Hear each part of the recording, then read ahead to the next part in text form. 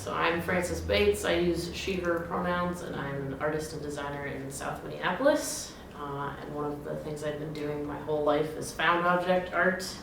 This is one of my pieces that I brought today. I really like the experience of having people interact with my art. So a lot of pieces you can touch and play with and kind of learn something from them usually.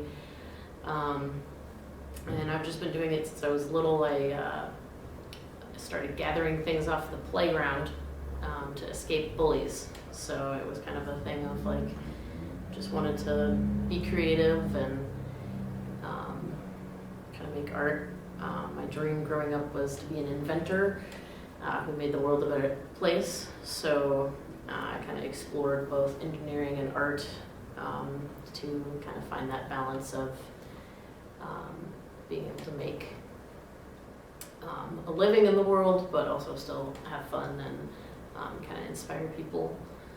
So I have a degree in industrial design, which is considered the art side of engineering. So I found the perfect thing and totally had a fun time in college exploring a variety of different art forms. I gained experience in graphic design and sculpture and woodworking, photography, and I have sewing skills and just a whole variety of things. So it's kind of fun to play around with different things, but like I said, this found object art is something that I've been doing my whole life. I became an intern for the nonprofit organization called Art to Change the World, and they are all about social justice related projects, and the most recent project I did with them was a found object related project that we collected items from the Mississippi River and made this huge, large-scale interactive sculpture that was like a throne that you could actually sit on, and had wings surrounding you, and then on the back there was a cabinet, and each drawer had different objects and meanings behind it related to the items we found. And that project was really cool. It was a group project that we worked with not only artists, but we had scientists and a mayor, and a journalist. So it was, I appreciated getting the different experience from different perspectives.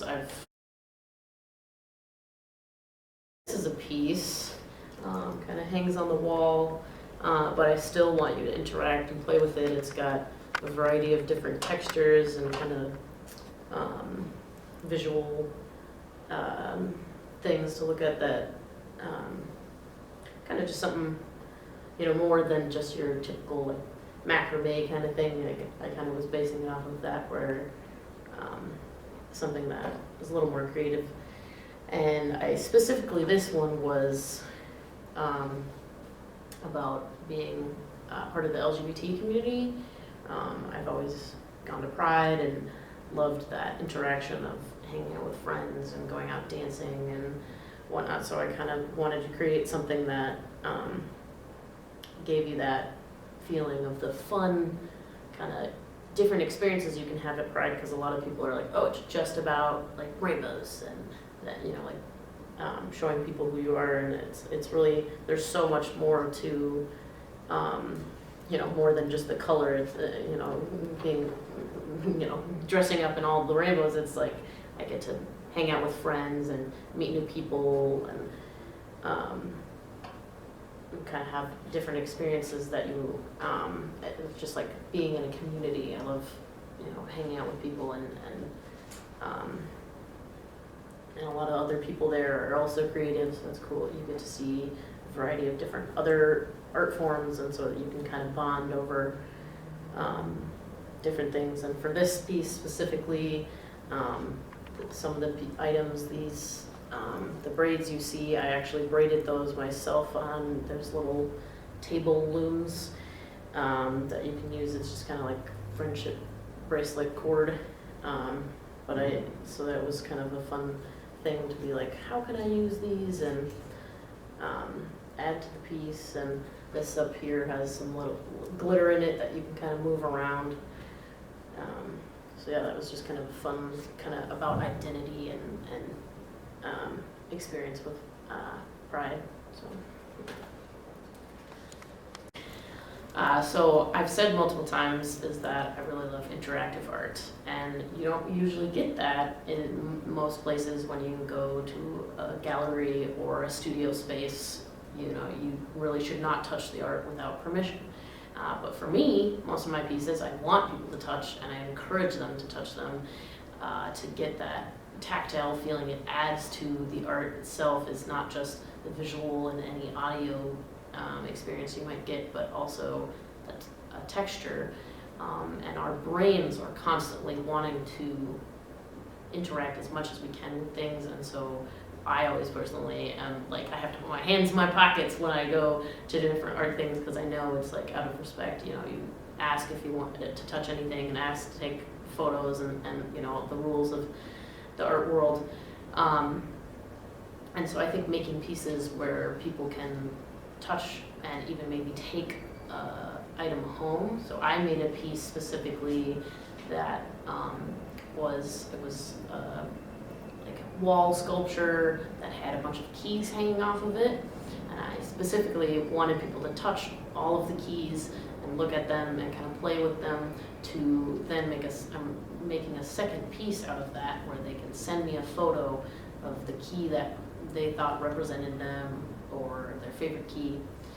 And so things like that where it can lead to another art piece, or in the instance of my collaborative project I made related to the Mississippi, in some of the drawers in the cabinet, we had items that you could take with you in remembrance of the project itself, but also as a reminder of how you could change and how you could be help make a difference as well. So I kind of like that, where it's really playful and it's not just a one-time thing. Your art can be continuous. It's not just like you see it and that's it. So that is a lot of how people interact, not just physically, but how they'll continue to interact with it later on. This is just a piece I got the wood carving from an experience with someone in the organization Art to Change the World. We went together and I decided to add to the color and texture of it with found object pieces. It already had flowers on it, so I was like, what can I do to expand on that idea of kind of like a garden and flowers and an environment, and how, like, I go camping all the time, so I love how, like, interacting with the environment. So I thought it would be cool to have even, you know, kind of bring that thing to that feeling to life in like a piece of art. And so it was a fun experience going with this person, because we kind of, you know, connected with the woodworking guy. We went to see, because he was retiring and clearing out his workshop, so we were like, we're going to get a couple pieces from you, and she ended up buying it because she was like, memories, and you know, related to that we went to this, and now she can have a piece of my art. So I really appreciate the like backstory. You know, I'll create these fun, unique pieces of art, and then I love hearing like why people are interested in getting it, or you know, having it, or what it makes them think of, and kind of the experience it gives them. All right, so this piece was created. This piece was created from a broken water bottle, and so it's a two-part thing. I made two different art pieces, and this is one of them. And I was just like, you know, I didn't want to throw away the water bottle. I'm always a creative person, making things out of different things I find. So I was like, hey, I already have this. May as well make something unique out of it. So I, you know, took the water bottle, and then I was like, you know, it's sparkly, and what else can I make to add to that visual impact? So I had items of different textures, and another piece, the dice on top was another thing, and so I was like, I can make a whole aspect kind of sparkle and visual. So I kind of, I sawed the water bottle in half so that I could get to because it was a insulated water bottle, and the inside broke. So I was like, I'll saw it off, and put stuff inside, and then kind of seal it up as like a thing you can kind of turn around, and depending on what way you look at it, it'll kind of give you a different feeling, depending on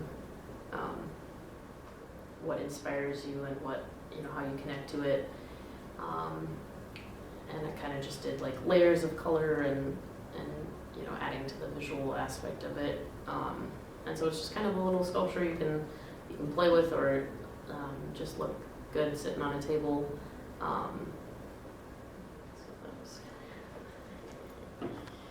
my kind of why I started making art other than just being creative was I really care about people and making homemade gifts, just for the holidays, or just for friends, or sometimes it's the end of an experience. So for different I had a lot of summer jobs, and so I'd give people the end of the job and be like, I really had a good time with you, and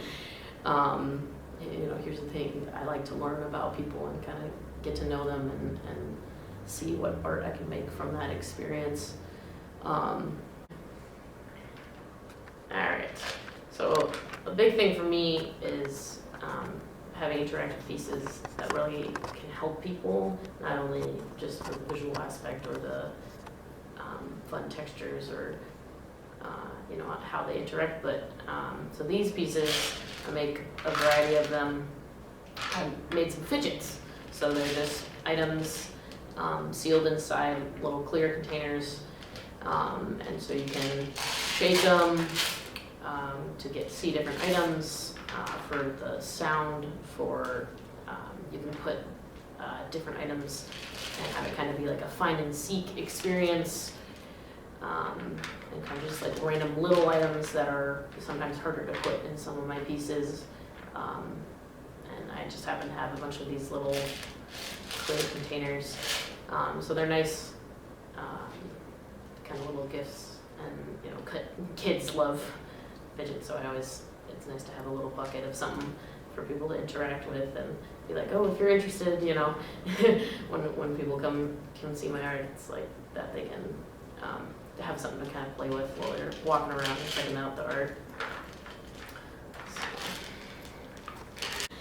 So one of the questions people will often connect with me about is, how do I start? Or I'm not an artist. What do I do? I want to be creative. And for me, it's always important that even if you don't consider yourself an artist, you can still have fun and be creative in your own way. And everyone is creative. What scientists experimenting with chemicals and in different, everything has kind of a unique way. You kind of you at work, you don't want to just do the same thing every day. You kind of are like, how can I make this more fun?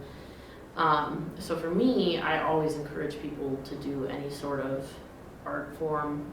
It can be anything as simple as doodling in the corner of your notebook when you're in a meeting, or making a painting or a sculpture, and just go for it. Just get the supplies, or kind of connect with an artist. I'm always willing to have people come and make art with me, and or just gather, if you want to do found object things, just be like, oh, I see this water bottle on the ground, I'm going to pick it up and see what I can make from it, because you can totally transform objects into something incredibly beautiful. Most people will see oh, that's trash, and that goes, they out of sight, out of mind kind of thing. But for me, I'm always thinking about the little things that, how can I make this into something else? And even experiencing when you're cooking, if you're making a pizza, put the ingredients in a little pattern. That's creativity. So just constantly doing things that are, instead of just following the exact instructions, defer to one different thing. Or in college, I had a professor who specifically, the project was do something you've never done before, and do that. So I think that is, just start. You just go for it, and if it helps, connect with an artist like myself or many others, and they will often want to help you go on that creative journey.